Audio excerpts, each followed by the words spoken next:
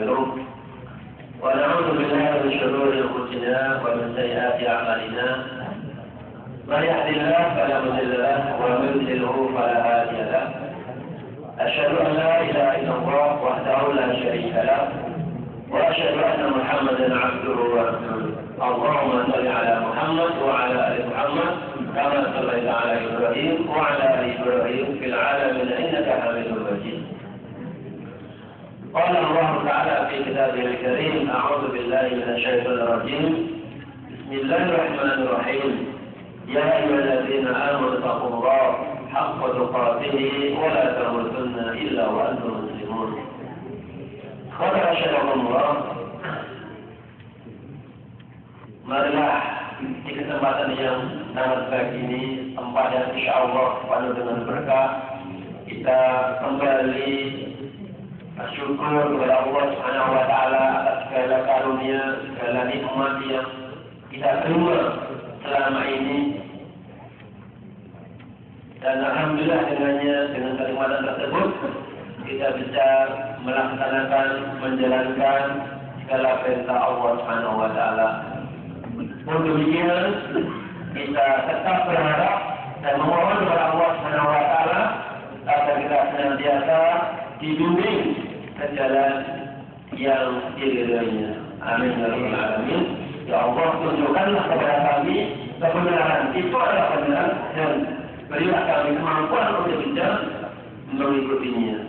Ya Allah, tunjukkanlah kepada kami bahwa kebatilan, kemaksiatan itu adalah kemaksiatan dan berilah kami kemampuan untuk bisa menjauhinya atau meninggalkannya. Amin ya rabbal alamin. Karena pada ini orang yang kemudahan di antara kita, sungguh banyak orang tahu bahwasanya hal itu benar, kebaikan, kemuliaan, tetapi banyak orang yang tidak mendatanginya. Salah satunya adalah apa? Thalabul ilmi ini. Bahkan yang sebelum ada mulai, saya mengucapkan salam kepada teman-teman yang baru, karena kelihatannya dia wajah-wajah, ada wajah-wajah baru ya. Jadi Anda lihat nampaknya ada wajah-wajah baru. Hampir 60 orang. Hampir 60 orang. Apanya? Jumlahnya semuanya. Semuanya. Makanya itu kan kelihatan wajah-wajah baru. Yang baru kita melihat. Untuk itu kita ucapkan salam. Jadi tempat majelis ilmu ini, majelis zikir ini, mudah-mudahan Allah Subhanahu wa Ta'ala senantiasa menjaga keistiqomahan kita. Setelah kita mengetahui kebenaran, ini kita bisa menikmatinya, bukan malah kepahitan kemudian kabur gitu ya. Karena banyak seperti itu. Jadi sekalian, kita ingat sabda Rasulullah bahwa suatu ketika beliau mengatakan, ayyukum yuhibbu ayyadhu ila al-balhan aw al-aqiq min ghairi ismin wala qadi rahimi thumma ya'ti minhu binaqataini qawwamaini. Bahkan diberikan juga dalam hadis ini qawmawai. Kalau qawmawai, siapa di antara kalian yang kepingin atau yang mau pergi ke satu tempat, katakan badhanan atau alaqi ke satu tempat bekerja, kemudian dengan tidak melakukan keburukan, kemaksiatan, serta tidak memutuskan tali silaturahmi, lalu pulang darinya, setiap orang itu akan membawa 2 unta yang indah. Tapi itu kata Rasulullah, siapa di antara kalian yang mau pergi ke tempat tertentu dengan tidak bermaksiat, lalu pulang membawa 2 unta yang bagus. Ini pertanyaan buat mereka, sahabat jelaskan ya. Kata para sahabat, qalu ya Rasulullah, nahnu nuhibbu dzalik. Ya manusia berakal kan, fitrah. Dikasih 2 unta hanya sekedar untuk datang ke sana, kemudian pulang lagi bawa. Ya Rasulullah, kami semua menjalannya. Kalau kita gimana? Kalau siapa yang mau ke Fatha, kalau kenapa pokoknya dalam ke Fatha sampai sana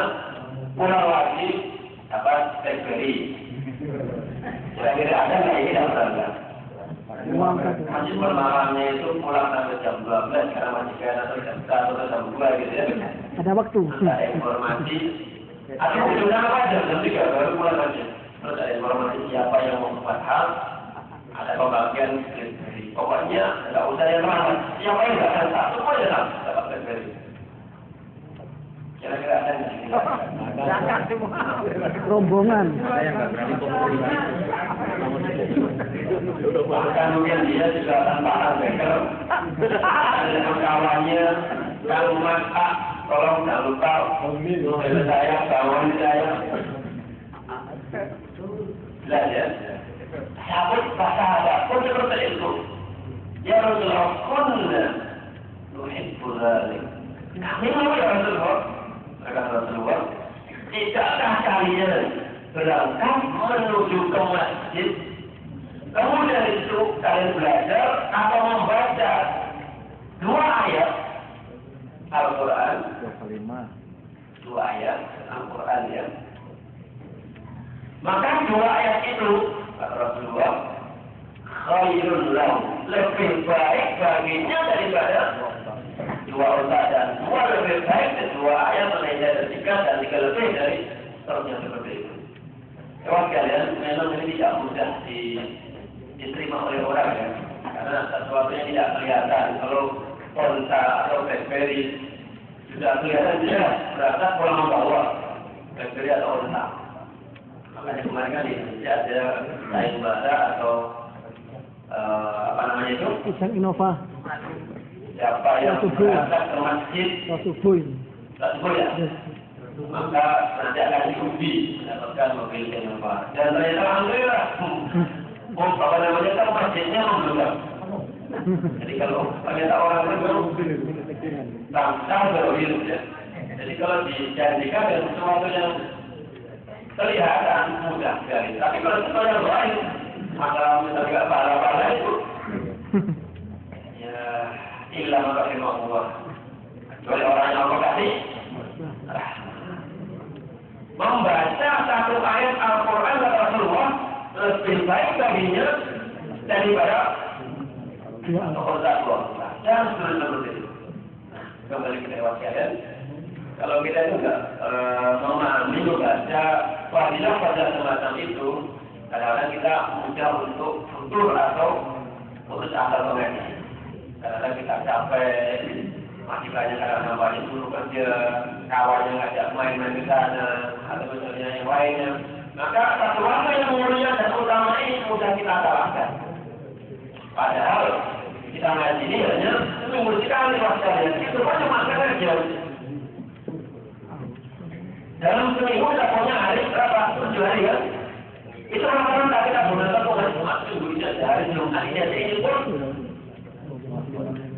Kadang-kadang masih ngobrol masih ngantuk, mungkin konsentrasinya nggak hasil. Maka mudah-mudahan hadis yang barusan kita baca tadi itu bisa menjadi motivasi kita bersama. Oh ya, ternyata kita baca 1 ayat, kita baca 2 ayat Al-Quran, kata Rasulullah, Nabi kita, Rasul kita, panutan kita, itu sesungguhnya lebih baik daripada kita mendapatkan 2 unta yang bagus. Ya tentu kalau kita ngaji ke sini, kemudian pulang dikasih dari ya, pulang gitu ya. Kira-kira pengurus kita tidak membedakan. Jadi setiap yang pulangnya ngaji ke sini, terus pulang nanti itu nggak ada unta lah, nggak ada unta. Setiap yang pulang mendapatkan BlackBerry. Bisa lagi minimal dikasih hasil lah. Minimal hasil, minimal makan siang. Kalian demikian ya. Jadi teman-teman yang baru mudah-mudahan itu memotivasi kita untuk senantiasa tafaqquh fid-din, karena kita ini yang sudah kepala 4 umur kita ini, mungkin sudah kepala 5, mungkin sudah kepalanya 6 ya. Terus kita mau kemana? Kita mau kemana? Kita justru semakin hari kita akan mendekatkan diri kepada kematian. Apa yang kita bawa? Bukan layawat, melainkan amal soleh.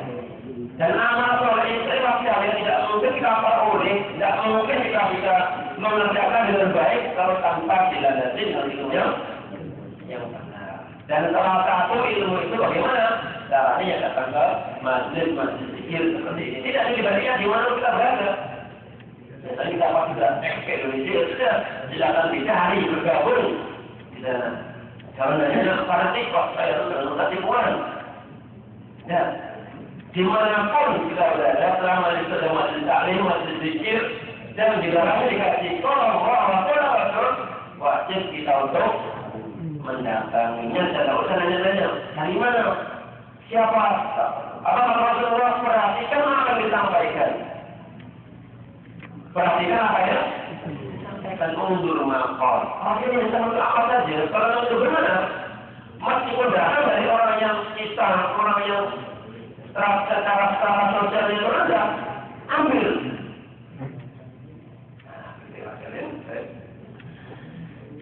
Sekarang kita mulai membuka untuk kajian kita.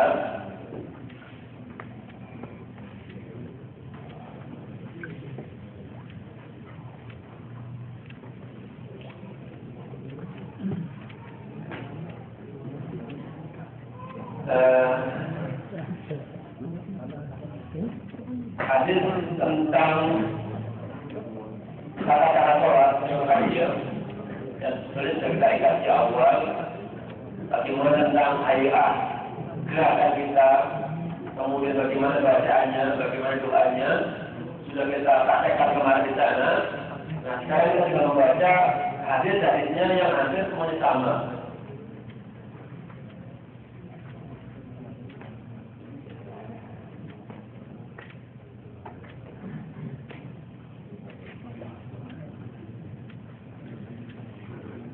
Sekarang kita masuk hadis yang ke bicara ya. Saya kemarin bagaimana kita jadikan, karena di dalam bab itu mau tidak mau kita akan mendapati satu bab yang namanya bab kunut. Jadinya ada pada hadis yang ke 301. Kita mulai. Bismillahirrahmanirrahim. Al-Mu'allif rahimahullah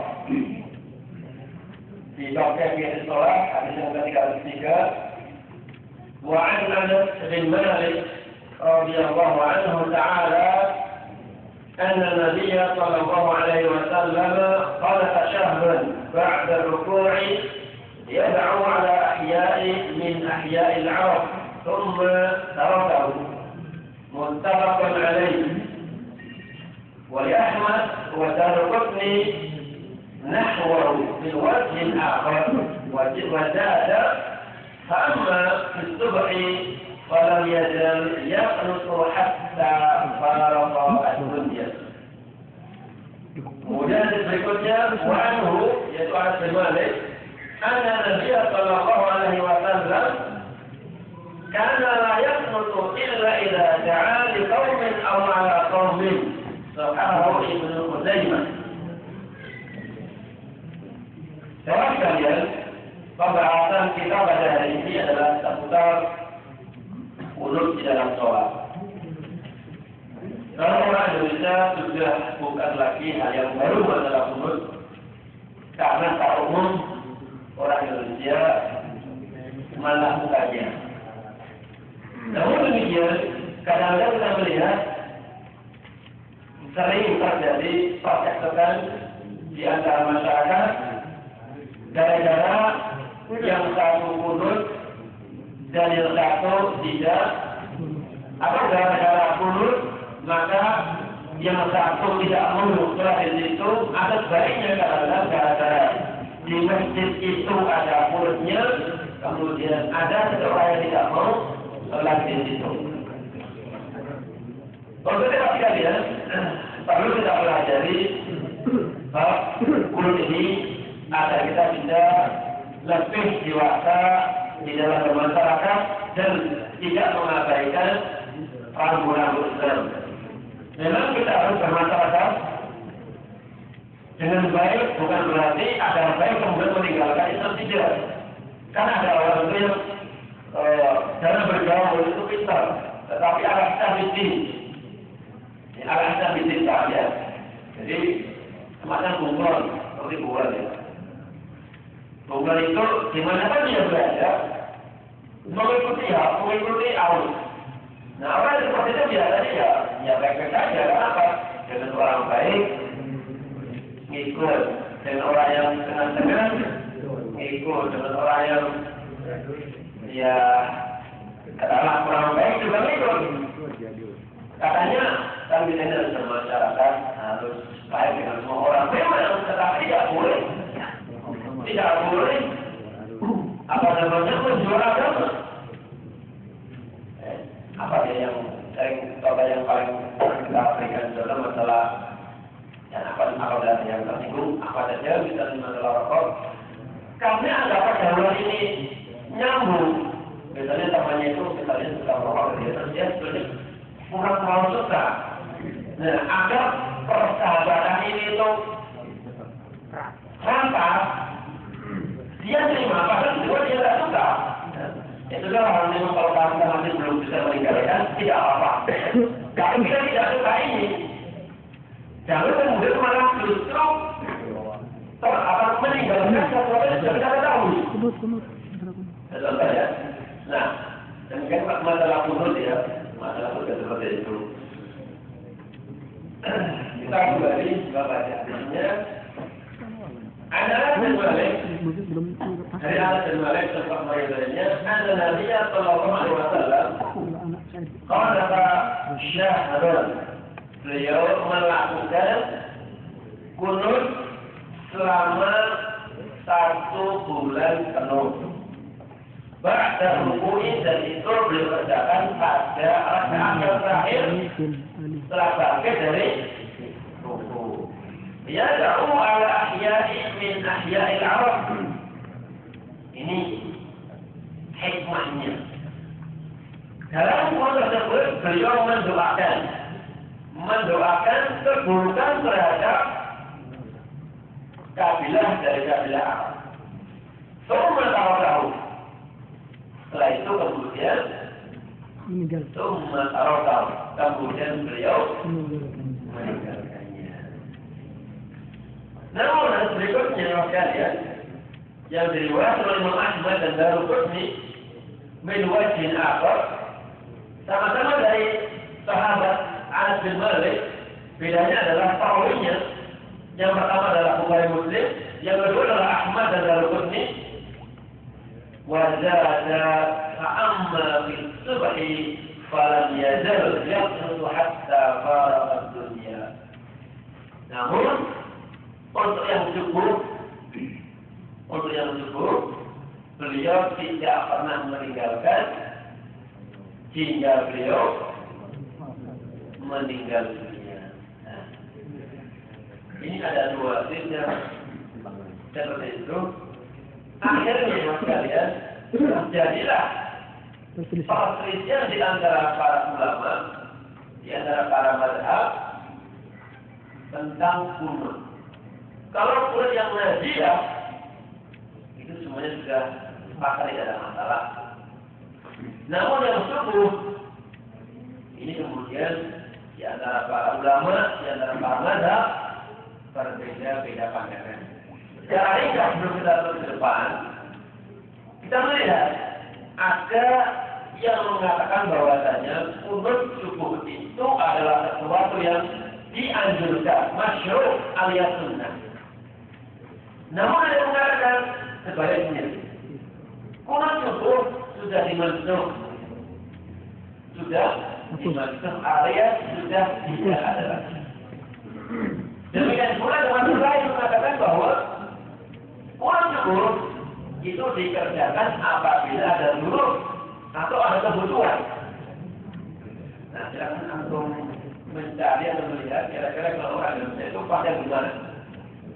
Yang pertama tadi itu, yang kedua dan ketiga. Tadi yang pertama menyunahkan, ketiga memanjurkan, ketiga publik terbatas kalau ada kebutuhan. Zuruf. Seperti Imam Syafi'i dan Maliki atau mazhab keduanya, memang keduanya termasuk yang memasukkan, menyunahkan untuk kunut. kunut subuh. Kemudian mazhab Hanafi mengatakan bahwasanya kunut sudah dimansuhkan. Tinggal siapa lagi? Ahmad. Tinggal mazhab Hanafi atau Imam Ahmad. Dia mengatakan boleh, tetapi jika ada dulu, apa itu? Ada kebutuhan. Karena sesungguhnya aslinya adalah untuk nazilah. Maka ini dikatakan ya da'u al-ahya'i min ahya'il al-arab. Jadi cara umum bahwasanya kunut itu adalah untuk mendoakan dua. Satu, mendoakan keburukan. Yang kedua, mendoakan kebaikan. Saya lagi. Pendapat yang paling adalah pendapat yang pertama yang ketiga. Dan sementara yang kedua tadi itu Hanafi tidak terlalu diramaikan. Yang sampai sekarang ini di seluruh penjuri dunia ini, misalnya khususnya saja yang mazhab Syafi'i kayak di Mesir kayak di Indonesia itu paling kita menyuarakan bahwa tetap kita disunahkan untuk bahkan sampai apabila ada yang lupa untuk tidak kunut, maka mereka melakukan sujud sahwi. Bahkan juga penganutnya kalau mendapatkan masjid yang imamnya tidak ada kunut, ya tidak mau di situ. Dia akan mencari masjid yang ada kunut sampai seperti itu. Sementara Imam Ahmad tidak. Rasulullah itu kunut kalau ada kebutuhan. Kalau itu kita yang mana? Mau kunut yang mana? Tiga-tiganya. Tiga-tiganya. Kalau kita lihat yang pertama itu tidak diriwayatkan oleh Muhammad. Tentu ini menurut semua pakar hadis bahwa hadisnya Bukhari, hadisnya Imam Muslim itu adalah yang paling kuat. Kemudian dasar dari mazhab Syafi'i dan Maliki yang mengatakan tetap disunahkan kunut subuh itu selain ini ada lagi. Kemudian hadisnya itu telah dicek oleh para hakikin, para ahli hadis, ternyata memang bermasalah. Ya, termasuk Syekh Muhammad Al-Albani mengatakan bahwasanya hadis yang bunyi kurang lebihnya adalah fa'amal bisbari pada misalnya semua hatta para dunia Rasulullah itu tidak pernah Rasulullah itu senantiasa kunut subuh sampai beliau meninggal dunia. Itu pertama, di sana ada salah satu perawi dan termasuk Al-Hafidz Ibnu Hajar mengatakan kesimpulan itu adalah lain wasul isti. Jadi ada salah satu perawinya itu yang lemah. Jadi apalagi itu lemah. Yang kedua, seandainya Rasulullah itu melaksanakan kunut selama hidupnya, itu yang kedua ya, selama hidupnya, tentu para sahabat melakukannya akan mengamalkannya. Jadi kalau seandainya di sini benar, Rasulullah tidak pernah meninggalkan subuh sampai meninggal dunia, maka tentu para sahabat akan melakukannya. Yang ketiga, para sahabat, para tabi ternyata tidak melakukannya itu. Dan yang ketiga, yang keempat, hadis ini diriwayatkan oleh Anas bin Malik, sahabat yang sama, dan beliau sendiri tidak melakukannya. Nah, kalau begitu, masalahnya gimana ya sekalian? Boleh jadi masalahnya adalah di dalam pemahaman makna kunut. Karena kunut itu memiliki banyak makna. Salah satunya adalah doa. Jadi makna kunut itu adalah doa. Makanya di dalam agama qanitan ya, ada ya. Artinya apa itu qanitan itu? Ahli ibadah. Jadi kunut artinya adalah beribadah atau berdoa atau berdiri lama atau khusyuk. Nah, Kalau begitu Rasul maknanya beliau Rasulullah itu selama hidupnya ketika berkebun beliau itu adalah berdiri lama. Jadi setelah apa namanya sakit dan lupa itu beliau khusyuk. Cuma ini boleh jadi kalau dari mana-mana tadi itu. Karena kalau kadang dia dari perahunya banyak bermasalah. Sehingga di sini apa namanya mazhab Hambali Al-Hanabilah memandang bahwa dasarnya mazhab Syafi'i dan Maliki ialah lemah maka layaknya oleh ihtijaj tidak sah untuk dalil menjadikan landasan bahwa mulut itu adalah sunnah setiap subuh. Ini sudah ada. Nah, banyak dasarnya salah satunya sudah jelas sekali. Rasulullah kalau syahrul ini sudah jelas sekali syahrul. Rasulullah urut selama 1 bulan penuh dan akbar menurut dari dalam hadisnya adalah ketika Bani Sulaim termasuk dari kabilah Arab mereka ini memohon pada Rasulullah guru ngaji memohon ustaz lah ini ustaz muda atau guru ngaji atau para kiai untuk mengajari anak mereka di kampungnya. Semua pada saat itu Rasulullah mengirim orang-orang pilihan, tidak sembarangan yang dikirim itu. Orang-orang pilihan sebanyak 70 orang. Rasulullah tidak begitu baik kan? Nanti orang itu diapakan? Dia jelas Rasulullah ketika ada orang minta, ya Rasulullah, kami di kampung kami butuh para guru ngaji. Rasulullah bangga kan? Sudah, dikirimlah 70 orang. Kemudian ternyata mereka menuju arah sana. Jadi waktu itu Rasulullah kan di Medina ya, ini menuju ke arah itu. Ketika sampai di daerah namanya Bir Ma'udah, ternyata orang-orang ini, ahli-ahli ini berkhianat. 70 orang ini bukannya dimuliakan, bukannya dihormati. Ketika sampai di Bir Ma'udah, di Bir Ma'udah ini, mereka dibantai ada tinggal 1 orang mereka akan dijahit mungkin juga sudah luka-luka ya sudah mungkin apa namanya tertombak terpukul sudah dianggap dia meninggal di kafir dijahit ini sudah dianggap meninggal ketika didapati oleh orang-orang tadi itu ternyata kita mati itu kemudian pulang kembali ke Madinah dan menyampaikan berita kepada tersebut.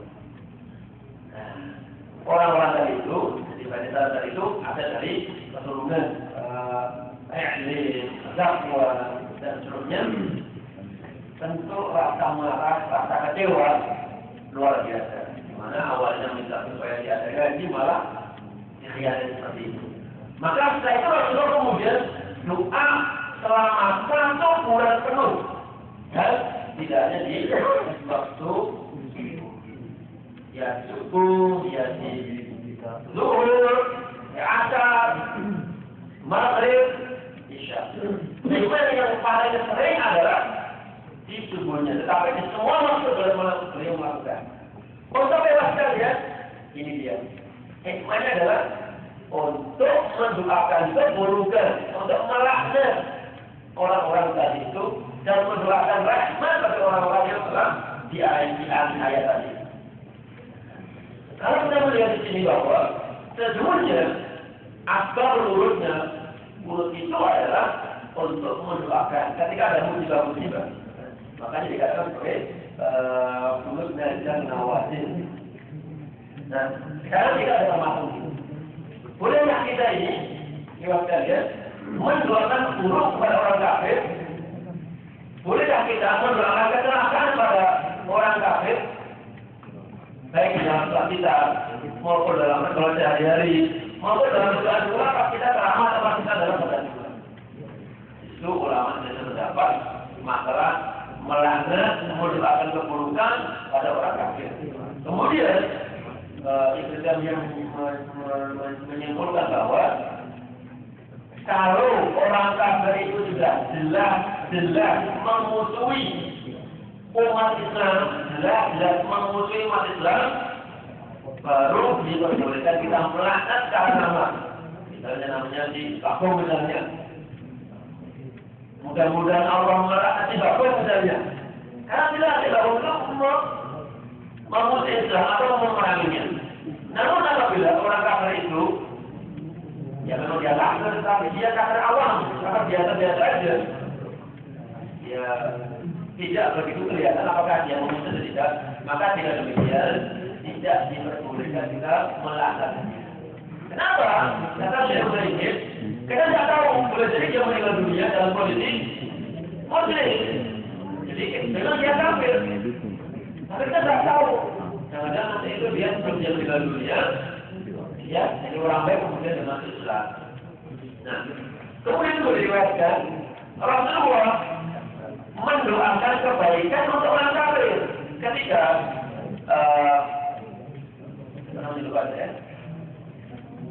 apa Abu Hurairah ya.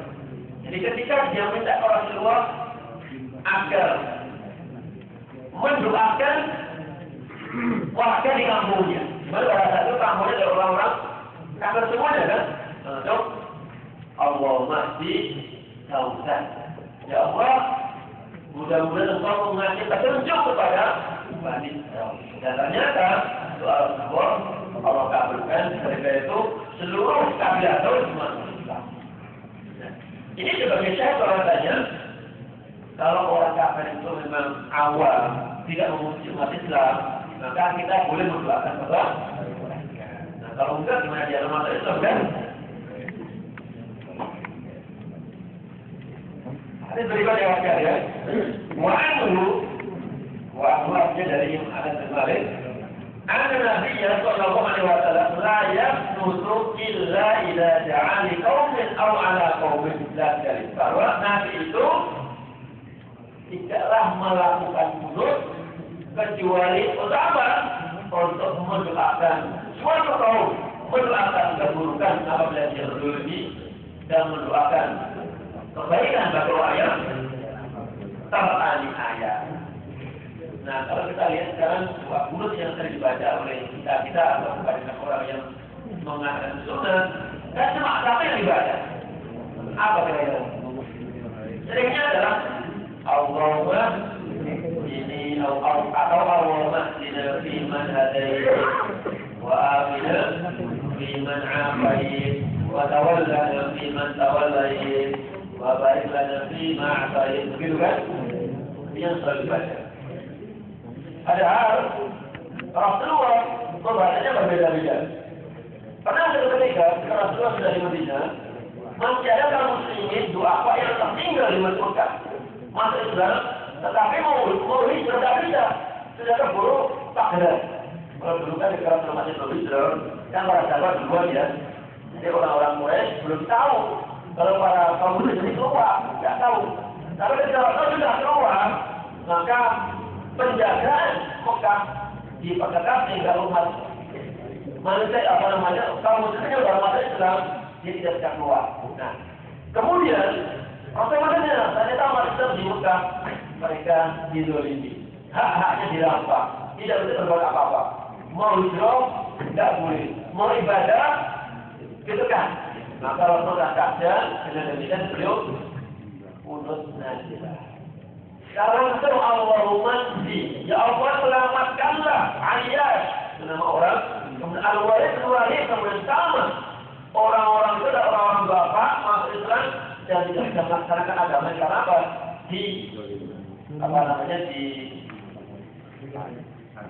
Diajar oleh orang-orang. Seperti itu. Jadi Rasulullah turun tetapi doanya sesuai dengan kejadian. Pokoknya dengan ketika perang melawan alu kita Nasr, dia boleh berdoa bukan Allah majlis di mana ada, tetapi memohon agar diberikan kemenangan dan diajukanlah si Nasr itu. Gitu kan? Misalnya kita mereka di sini ada bulan kan, jika ada musibah, Irak, Afrika, misalnya atau di Palestina, di mana lagi? Suriah. Cara jelas. Kenapa? Memang itulah hikmahnya. Untuk mendoakan keburukan bagi orang yang berbuat aniaya dan mendoakan kebaikan rahmat bagi orang yang dianiaya. Kembali lagi aja, kita teruskan. Betulkah Rasulullah itu dan para sahabat itu kunut sampai meninggal dunia sebagaimana yang pertama, wa amma bin subhi falam yazal yaqut hatta farqa dunia. Kita lihat ayatnya, betulkah? An-Sa'd bin Tariq Al-Asy'ari, semoga meridainya, qala dia berkata kepada bapaknya atau bertanya, ya abata, wahai bapakku, innaka, ini seorang tabi'in ya, jadi saat ini seorang tabi'in tentu tidak melihat Rasulullah. Nah, dia melihat bapaknya, apa? Tentu melihat Rasulullah ya, tidak pernah kata Rasulullah. Beliau bertanya begini, ya Rasulullah, ya abata, innaka qad shallaita khalfa Rasulullah, innaka qad shallaita khalfa Rasulillah. Engkau pernah sholat di belakang Rasulullah, wa Abi Bakrin, wa Umar, wa Utsman, wa Ali. Demikian pula engkau pernah sholat di belakang Umar, kemudian Abu Bakar, Utsman dan Ali. Apakah yaqnutuna fil fajri?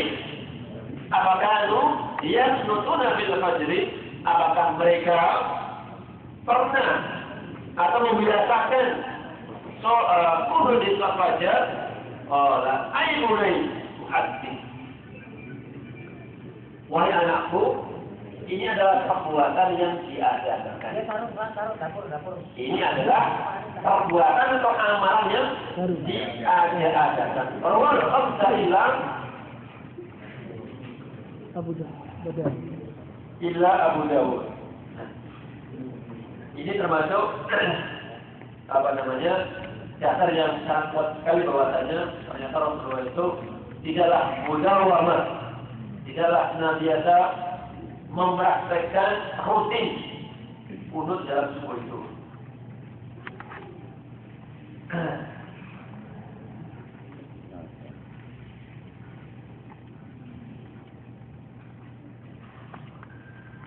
Kemudian hadis berikutnya tentang dua melewatkan ya.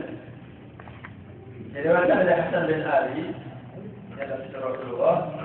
Qala alamani Rasulullah, kakekku ya Rasulullah. Rasulullah telah mengajariku kalimat aquluhunna fi qunut, yaitu Allahumma hdini fi man hadait wa afini fi man afait wa tawallani fi man tawallait wa barik fi ma atait wa qini syarra ma qadait fa innaka taqdi wa la yuqda alaik innahu la yadhillu man walait tabarakta rabbana wa ta'ala. Kemudian ini dua qunut yang sangat ma'ruf sekali. Meskipun dikatakan oleh al-hadis ada yang mengatakan kalau itu yang sudah kita baca dalam kunut maka akan menjadi sesuatu yang diadakan. Kenapa? Hikmah kunut adalah mendoakan orang kafir keburukan. Dari sini kan intinya hanya mendoakan untuk kebaikan kita sendiri. Padahal berdasarkan dari awal tadi itu. Sekali kalian agar permasalahan itu menjadi terang wajib di antara kita bersama, maka kita mulai pertama bahwa hukum kunut itu adalah sunnah. Ya. Bagi siapa yang mengerjakannya tentu tidak apa-apa. Tapi kalau dia tidak tepat, maka tentu tidak apa-apa. Jangan sampai yang sunnah begini kemudian menyebabkan kita bertengkar dengan masyarakat, bertengkar dengan jamaah, apa yang lainnya. Yang jadi hukumnya sunnah. Bukan sampai kemudian orang itu keluar daripada Islam. Kecuali misalnya kita dalam masjid ya. Terus imamnya itu ketika sholat maghrib 4 rakaat. Nah, ini bisa bermasalah kan? Seperti itu. Atau misalnya yang dibaca bukan Al-Fatihah, baca jami-jami misalnya. Tapi selama sholatnya normal, syarat rukun itu ada dan dia kunut atau tidak kunut, misalnya kunut bagi orang yang tidak pernah kunut, atau misalnya masih tidak kunut dan jamaahnya kunut, maka pahamilah bahwasanya secara umum hukum kunut adalah sunnah, bukan wajib dan bukan pula haram. Maka ada datang kemudian gara-gara masjid ada urutnya sampai dia tidak mau ke masjid. Padahal artinya Dekat. kalau kita ke masjid, kalau berjamaah itu berbeda. Kita di rumah kan, gara-gara ada kurut, gara-gara tidak ada kurutnya, kemudian situasi ini tidak mau masjid. Ketahuilah bahwa ada kurutnya sunnah. Kemudian waktunya, bagaimana misalnya kita sudah meyakini, misalnya sebagian kita ini ada yang mengikuti mazhab Syafi'i, dan sebagian mengikuti mazhab Hambali. Jadi kita di Indonesia, sebenarnya mazhab Syafi'i. Kita di kawan situ, imamnya kunut. Bagaimana kita? Ulama mengatakan ikutlah. Karena para ulama kita pun sudah begitu. Ketika mazhab Hambali ini atau para umatnya ini sholat di belakang mazhab Syafi'i, mereka juga ikut kunut. Kenapa ya sekalian? Oh begitu, padahal pada berbeda-beda, lebih mengutamakan persatuan di dalam sholat ini. Karena itu bayangkan kalau misalnya gara-gara imamnya Syafi'i kemudian jamaahnya Hanafi, Hambali, menurut saya jauh-jauhan. Atau sebaliknya misalnya imamnya adalah Hambali, kemudian makmumnya adalah Syafi'i, dan kemudian imamnya nggak kunut, terus makmumnya kunut sendiri, boleh nggak? Karena apa? Ini jadikannya imam untuk diikuti. Baiklah, saya dapat itu, baiklah sabar pakai biru. Nah ini imamnya hukum yang malah mati. Tidak boleh. Paham ya?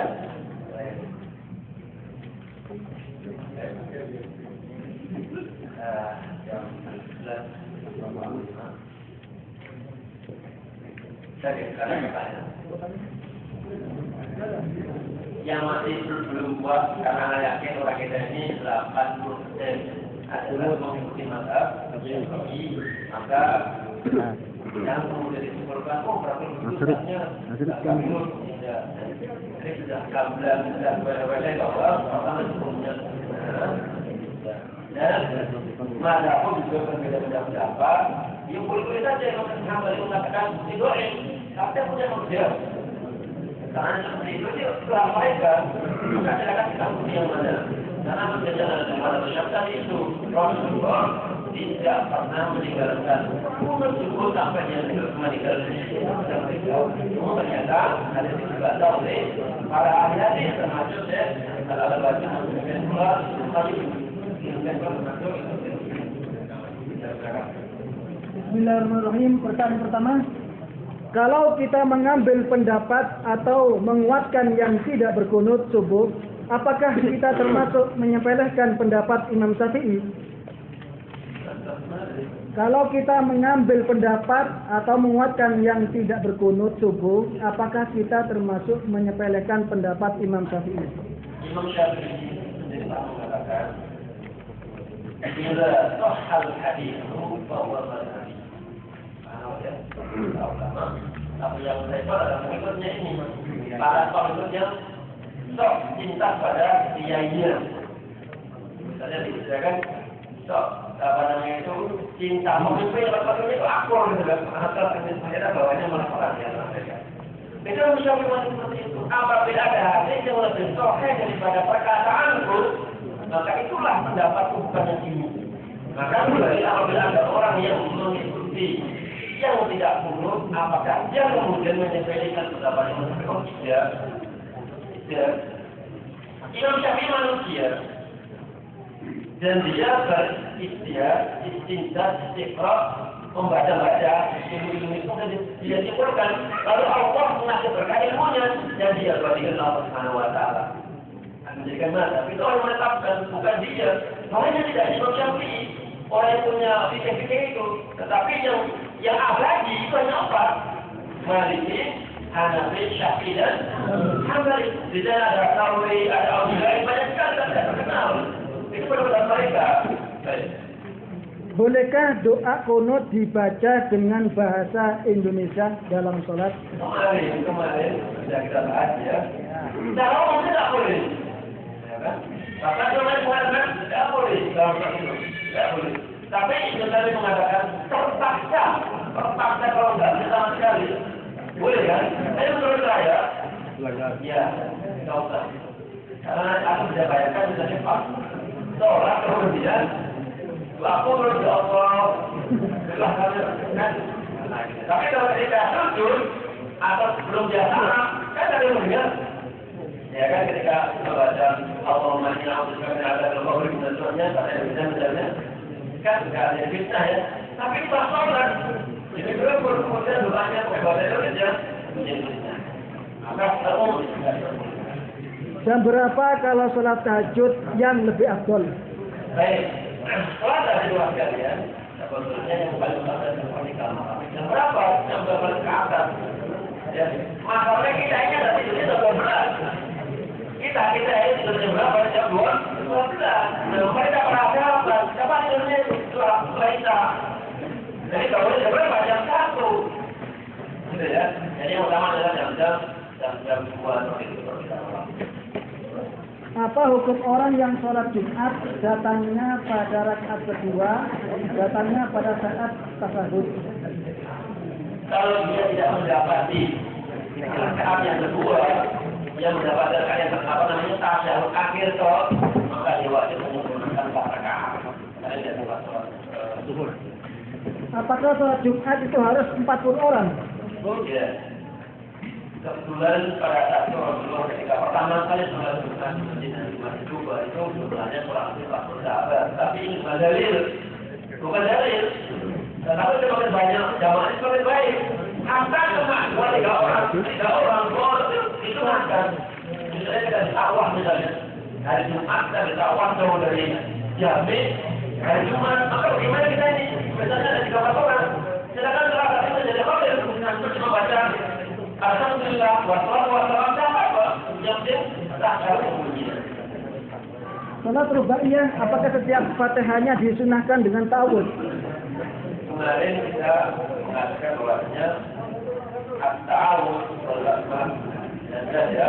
Kemudian apa dari awalnya kita baca tidak perlu di awalnya. Bolehkah kunut dilakukan selain salat subuh? Ya, begitulah Rasulullah 1 bulan penuh beliau melakukan kunut salat hamzah. Kemudian berkata begini, bagaimana kunut apabila turun di asal, bagaimana caranya? Tetap jalan. Karena kalau tak jalan, bagaimana maksudnya mengamininya? Jadi meskipun turun, meskipun di asal, tetap bersuara keras.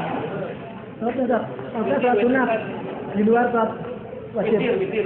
Baik, apabila ada salat sunat itu tidak ada. Jadi kunut itu hanya di salat fardu. Banyak yang lupa kunut sujud sahwi. Kalau tidak sujud sahwi, apakah? Kembali masalah permasalahan tadi itu. Yang menganggap bahwa tadi itu adalah sunat kunut ya. Maka sampai apabila dia lupa, kemudian dia sujud sahwi. Tapi kalau kita yang menganggap itu tidak sunat, apa namanya tidak sampai membatalkan sholat kita, dan kita tidak kunut, maka tidak perlu kita. Bolehkah setiap berjamaah di masjid mengajak anak kecil yang belum tamyiz? Saya juga mengatakan bahwa sebaiknya itu kalau anak di bawah umur 7 tahun itu tidak di luar masjid. Kenapa? Rasulullah mengatakan alimu auladakum bisolah wahum abna'u sab'i, ya kan? Ketika sudah umurnya 7 tahun. Nah, ya bagaimana kalau masih 2 tahun? Ya kalau anaknya itu tidak rewel, tidak ikut orang, meskipun ini kan pada beliau ya, sudah berbentuk ya. Misalnya umurnya sudah utama beliau, dan ternyata di posisi dia tidak rewel, maka menurutnya tidak apa-apa. Tapi kalau meskipun umurnya itu sudah 7 tahun, kalau di sana itu malah keluarga sudah berorang lain, jadi lebih bagus sih, karena dia belum bersekolah. Sebutkan poin-poin menyatukan umat agar yang kunut dan yang tidak kunut agar tidak terjadi perselisihan atau pertikaian. Pertama, kita mencari kebenaran. Jadi kita beribadah bukan melihat fanatik Syafi'i, Hambali, Hanafi. Tapi kita mencari kebenaran. Dari manapun, misalnya kita Syafi'i atau Hambali atau Hanafi, kalau dia utama kita mencari kebenaran, maka mudah untuk membenarkan orang, merapatkan orang. Repotnya kalau orang benar-benar mengatakan saya kan Hanafi, saya kan Syafi'i, jangan Hambali. Ini sudah repot. Kenapa? Kalau fatwa yang tidak keluar dari mulut, mazhabnya tidak dia terima. Ini satu dari hukum niat kita untuk mencari kebenaran dan bukan pembenaran. Satu lagi Pak, barometer kebenaran itu apa gitu? Barometer kebenaran itu. Al-haqqu min rabbika fala takunanna minal mumtarin. Barometer itu apa sekalian? Barometernya jelas apa yang Rasulullah ajarkan. Misalnya tadi ada dua hadis, dua-duanya dari Rasulullah, dari anak juga ini. Anak ini juga ada sama Rasul dari anak. Ini kan dua-duanya dari Rasulullah. Kita komplain paling benar. Sekarang caranya adalah dari yang meriwayatkan, dari yang mendengar ke Rasulullah. Ternyata ada yang kedua ini yang mengatakan bahwasanya majalah Rasulullah yang terus Rasulullah al-Masri sampai dia meninggal dunia. Ternyata ini para perawinya ada yang apa? Ada yang baik. Yang kedua juga tidak diamalkan oleh para sahabat. Dengan demikian ada sedikit terbatasan dengan pertama. Maka bisa kita katakan yang lebih mendekati kebenaran dalam pendapat yang pertama, yang Rasulullah. Demikian kajian singkat kita, mudah-mudahan bermanfaatnya. Assalamualaikum warahmatullahi wabarakatuh.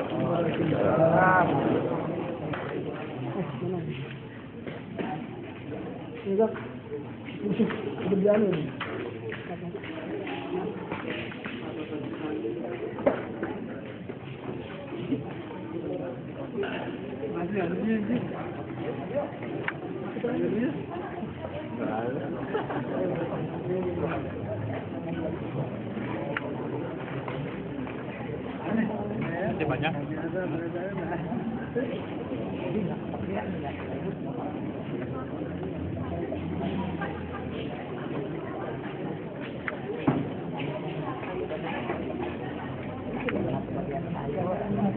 Terima kasih.